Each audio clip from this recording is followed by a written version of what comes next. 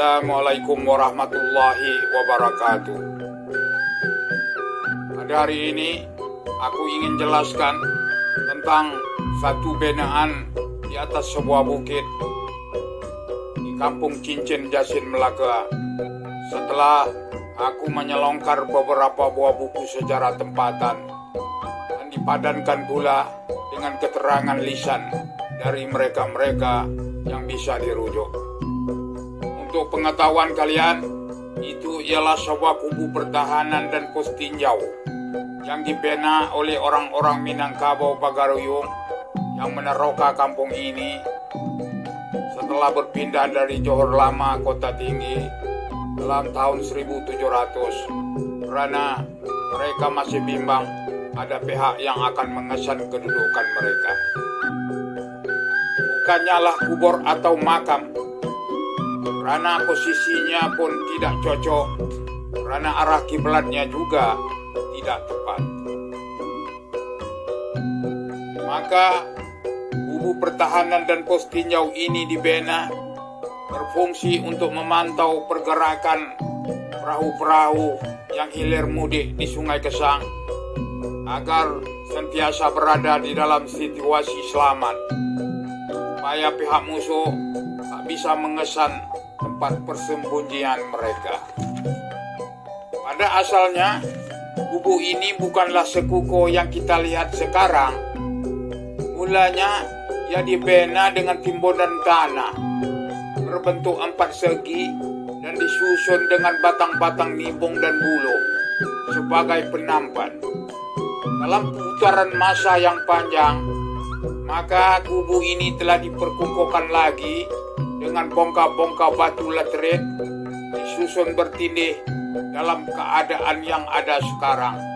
Bongkah-bongkah batu laterit ini diperolehi dari sisa-sisa runtuhan kota Apamosa di Melaka yang telah dirubuhkan oleh British atas arahan Letnan Gubernur Pulau Pinang Robert Falkurhar dalam tahun 1807 Masehi.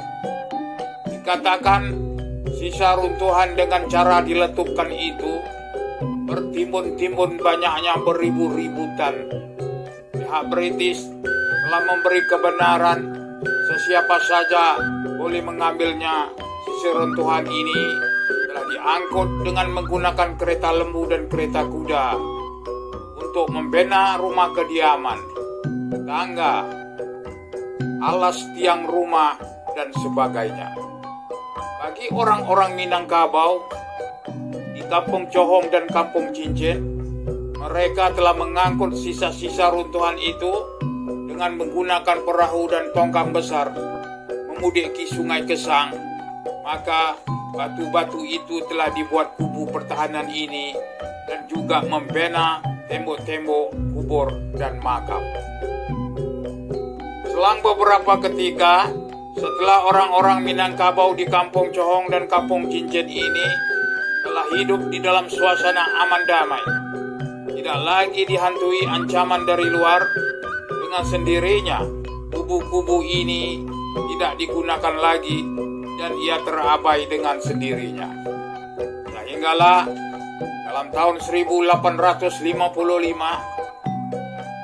setelah jajahan Kesang telah terserah kepada Sultan Ali Iskandar Shah ibni Sultan Husain Shah, di dalam satu perjanjian yang dibuat pada 10 Maret 1855, manakala Temenggung Ibrahim atau Daeng Ronge ibni Temenggung Abdul Rahman memerintah Johor sepenuhnya.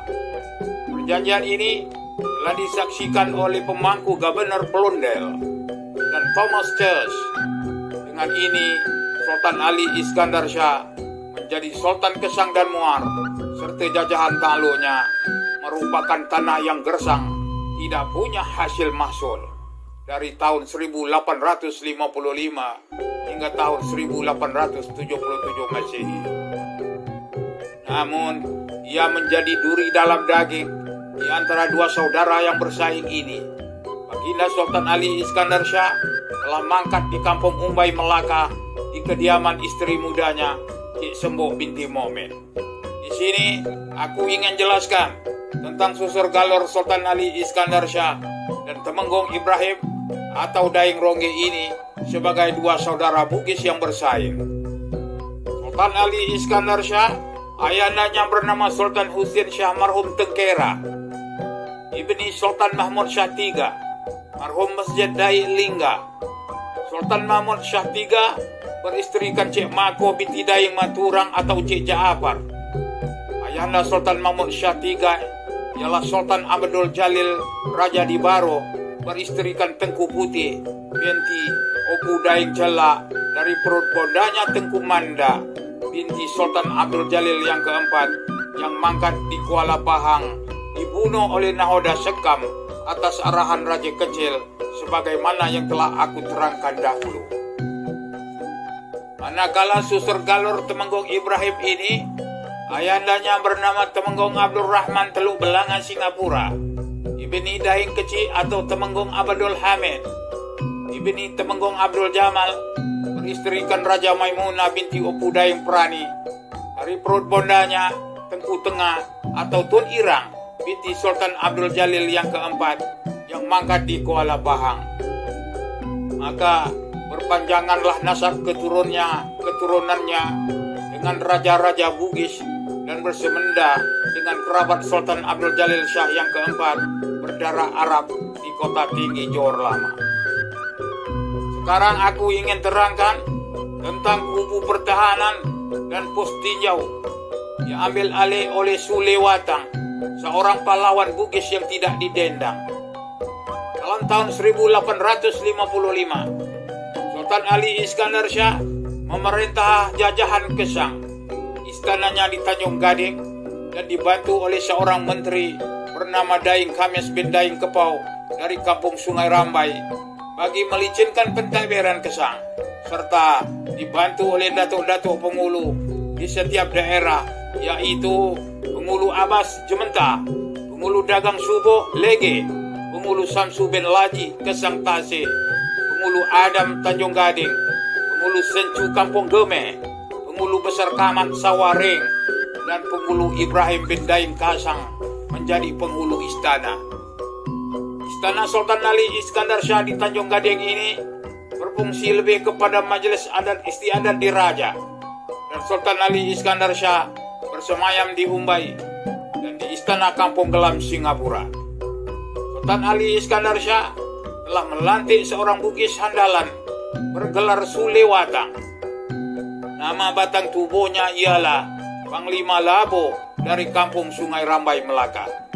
Sule Watang dipertanggungjawabkan untuk memungut cukai-cukai di jajahan Kesang. Kaedah cukai yang diperkenalkan pada ketika itu ialah nisbahnya ialah 10-2. Contohnya 10 biji kelapa, cukainya 2 biji, 100 ketul gula Melaka, cukainya 20 ketul, 10 guni pinang kotai yang telah dikopi kulitnya, cukainya 2 guni. Begitulah seterusnya kepada hasil-hasil yang lain. Malangnya, Sule Watang telah menjalankan tugas dengan cara yang keras. Di sini aku ingin jelaskan tentang makna Sule Watang ini. Ia berasal dari bahasa Bugis, yaitu Sule dan Watang. Sule dalam bahasa Melayu ialah wakil atau ganti, manakala Watang pula ialah batang tubuh atau diri. Maka apakala diwasalkan, menjadilah ia Sule Watang yang bermaksud wakil batang tubuh raja. Sule Watang atau Panglima Labo mempunyai 70 orang pengikut, semuanya bersenapang, dan kubu inilah tempat mengumpulkan cukai-cukai dan hasil-hasil rompakan yang menjadi-jadi di jajahan Kesang.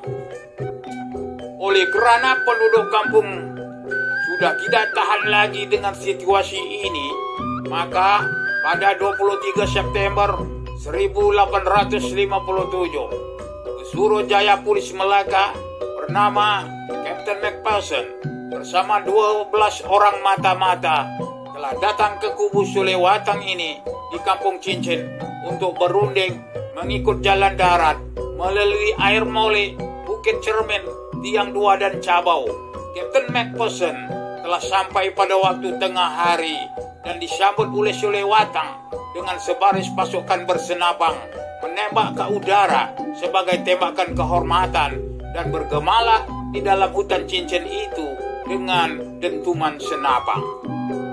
Selepas itu, Captain Macpherson dipersilakan masuk oleh Sulewatang di dalam kubu mendaki bukit. Didapati ada sebuah pondok yang tinggi. Captain Macpherson merasa teragak-agak untuk menaiki tangganya karena ia dibina dari kayu-kayu yang bulat. Beliau dijamu air kopi, ubi rebus dan kambing panggang untuk makan siang. Orang-orang Sulewatang berkawal di luar kubu dan di kaki bukit dengan senapang bercekah. Captain Macpherson menyuarakan kepada Sulewatang agar jangan lagi melakukan rompakan di jajahan Gesang, baik di darat maupun di laut, dan sekaligus memerintahkan agar Sulewatang membubarkan pasukannya dan semua senapang hendaklah diserahkan kepada pihak British. Dengan secepat kilat, maka api amarah Bukit Sulewatang membakar jiwanya. Tak bisa dikawal lagi sambil berkata, "Ini tanah airku, kamu tidak ada kuasa menghalang aku kecuali Abang Ali." Abang Ali ialah panggilan mesra kepada Sultan Ali Iskandar Shah. Setelah perbincangan gagal, maka Captain Macpherson pulang ke Melaka bersama rombongannya. Setibanya di Melaka, beliau mengutus surat kepada Temenggung Ibrahim Johor agar jangan menyerang kubu Sulewatang karena pasukannya di dalam keadaan siap sedia, berpengalaman di dalam hutan, dan moralnya amat tinggi. Malangnya, surat dari Melaka itu telah berselisih di tengah jalan, sedangkan Temenggung Ibrahim telah mengarahkan pasukannya menyerang kubu Sulewatang. Pertempuran telah berlaku di kubu ini di antara pasukan Sulewatang dan pasukan Temenggung Ibrahim seramai 400 orang.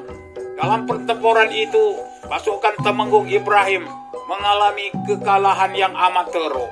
Ramai orang-orangnya terkorban akibat bertembak sesama sendiri, sedangkan pasukan Sulewatang bertahan dan menembak dari dalam kubu batu yang kebal di atas bukit.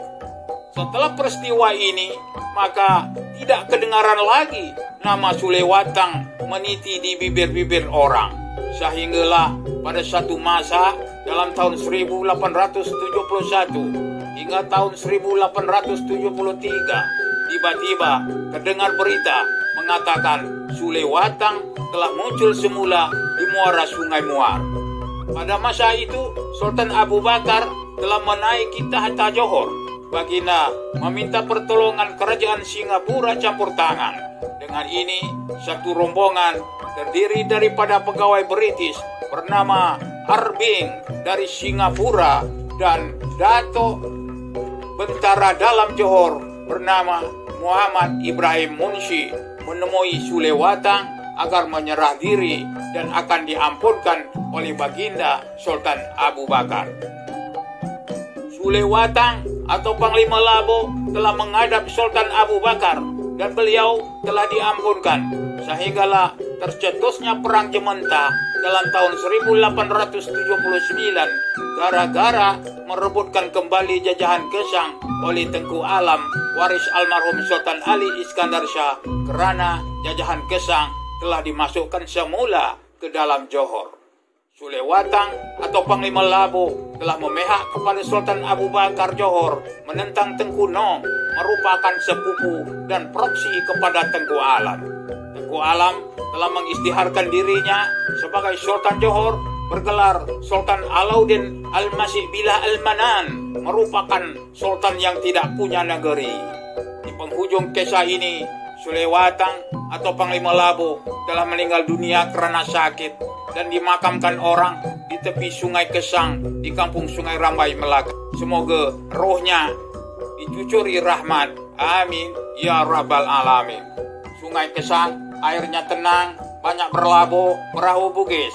Jangan kau sangka hatiku senang, dalam ketawa aku menangis. Orang selat memukul tabo, perahu kota mudik ke hulu. Kalau nak kenal Panglima Labu, kepala botak, dada berbulu.